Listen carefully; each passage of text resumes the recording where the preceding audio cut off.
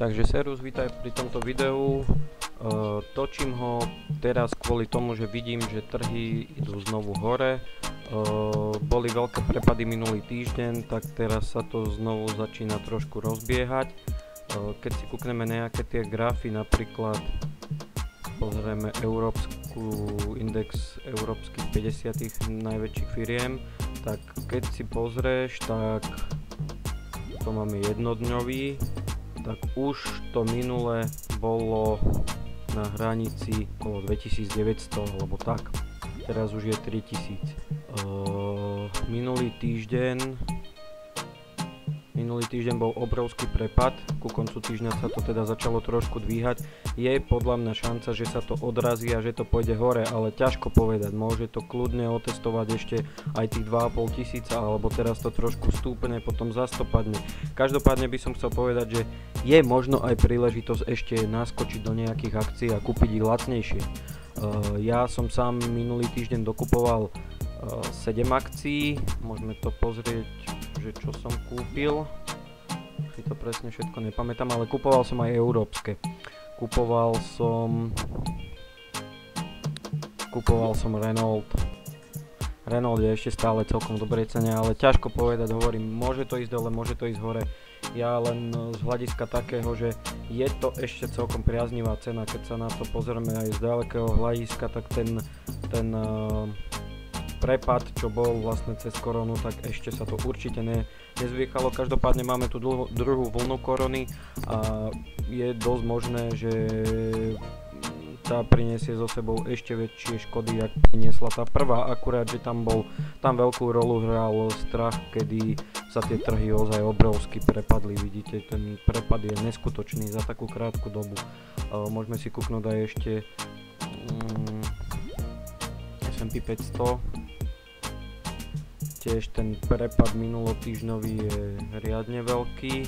Takýto prepad tu v podstate od tej prvej vlny korony nebol ešte.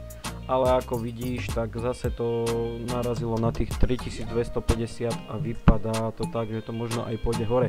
Ale hovorím, môže sa to otočiť, môže to naskočiť znovu dole. Trhy sú nevyspytateľné. Ja osobne som niečo teda dokúpil a teraz dokupovať nebudem. Ak by to padlo na nejakých zase hranicu 3000, možno potom 2750, po prípade 2500, tak by som určite ešte prikupoval. Takže toľko z eTora a ešte vám ukážem XTB. Pozrieme sa do toho môjho portfólia na XTB. Tuto vlastne vlastním polovičku týchto akcií, polovičku má môj brat, takže sme si to rozdelili na poli, aj keď je to na mňa.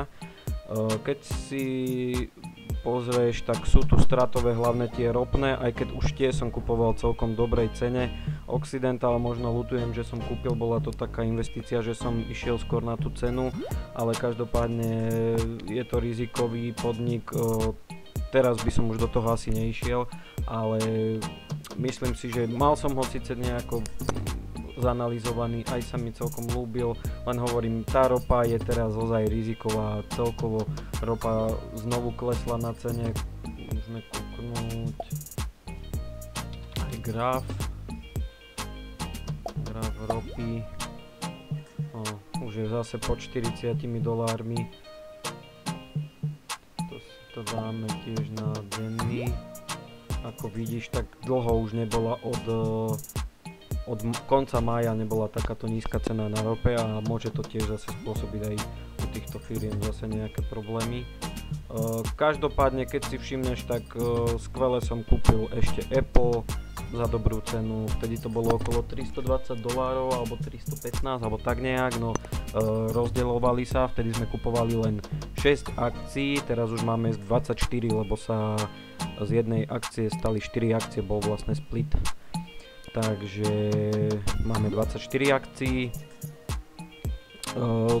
Celkom fajn zisky som mal aj na Facebooku, kde teraz tiež tá akcia poklesla dosť. Keď to pozrieme na grafe, takto obľúbené Facebook.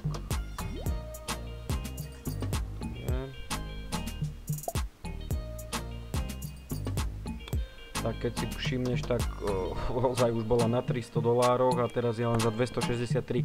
Zás možno teoreticky pre tých ľudí, čo nemajú ešte kúpený Facebook a chceli byť aj do technologického sektoru, tak môžu aj do toho.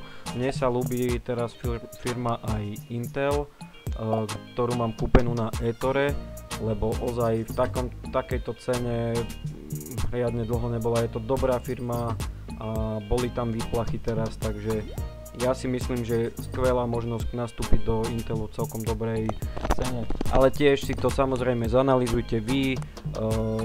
Vy si musíte spraviť názor, nejakú analýzu na túto firmu. Ja som v technologických firmách riadne naložený, preto ja teraz som kupoval len mierne takéto technologické firmy. Takže je to na vás, či vstúpiť, či nestúpiť do týchto akcií. Tuto mám teda vlastne hlavné to rastové portfólio, mám tu nejaké ExxonMobil, Nucor, Cisco, vlastne také akcie, ktoré ešte dávajú celkom pekné dividendy. Postupne to chcem spraviť tak, že tuto si nechám ozaj len s minimálnou dividendou alebo len rastové a na eToro potom pridám tie dividendové akcie.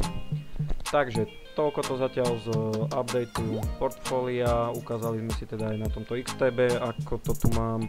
Ďakujem pekne za pozornosť, dúfam, že sa ti video ľúbilo, ak áno, daj like a môžeš odoberať tento kanál, ak ešte nemáš, poprípade ho zdieľaj na sociálnych sieťach. Ďakujem a čau.